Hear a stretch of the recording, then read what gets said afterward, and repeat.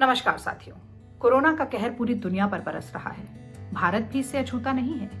लेकिन इस मुसीबत की घड़ी में, इस आपदा के दौर में बहुत सारे मदद के हाथ आगे बढ़ रहे हैं। चाहे वो राजनीतिक दल हो, सामाजिक कार्यकर्ता हो, एनजीओ हो या फिर आम नागरिक ही क्यों ना हो, सहायता के लिए कदम आगे बढ़ा रहे हैं। लेकिन इसी के साथ साथ डोनेशन को लेकर, चैरिटी को लेकर, दान को लेकर कुछ सवाल भी हमारे जहन में उठ खड़े होते हैं। कुछ लोगों का मानना है कि दान इस तरह दिया जाए कि एक हाथ से दो और दूसरे को पता भी न चले। तो कुछ दूसरे लोग कहते हैं कि आजकल सोशल मीडिया के दौर में दान देते हुए प्रदर्शित करना भी जरूरी है, ताकि लोग उसे देखें, उससे सीखें, प्रोत्साहित हों और वैसा ही कुछ खुद भी करके दिखाएं।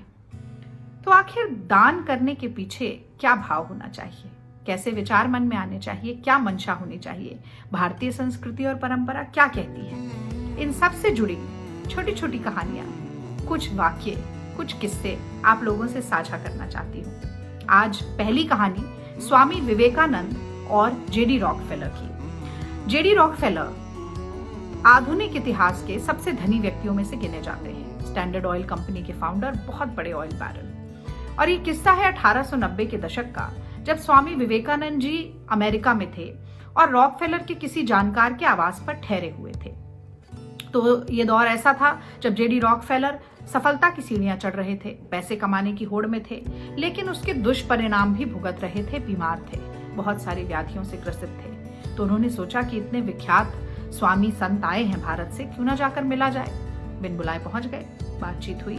स्वामी जी ने उनके गुजरे हुए कल के बारे में कई बातें बताई, पर एक मुख्य संदेश उन्हें दिया और ये कहा कि आपने ये जो जितना धन अर्जित किया है, जो आपकी संपन्नता है, जो आपकी संपत्ति है, वो केवल आपकी नहीं है। आप तो माध्यम मात्र हैं। You are only a channel.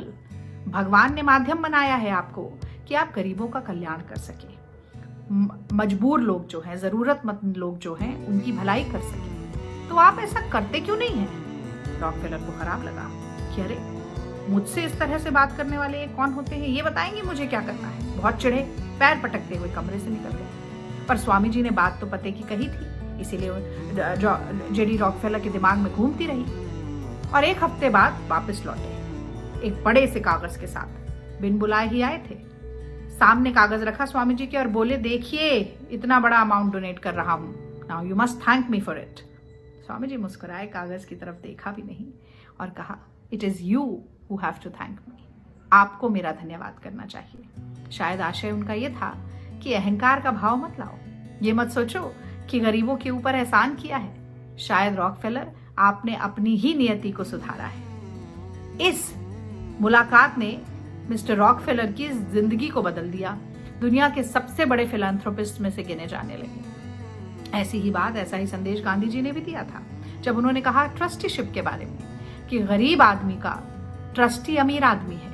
भगवान ने जो संपत्ति दी है उसे, वो इसलिए कि एक ट्रस्ट के रूप में इस्तेमाल हो सके, पंक्ति में खड़े हुए अंतिम व्यक्ति के आंसू पोंछने के लिए। तो आज की कहानी का आशय यही है कि आप किसी की मदद करते हैं, दान देते हैं, तो अहंकार के भाव को पूरी तरीके से हटा दीजिए। ये मत सोचिए कि बहुत महान काम कर रहे हैं, ये भी मत सोचिए कि आप एहसान कर रहे हैं।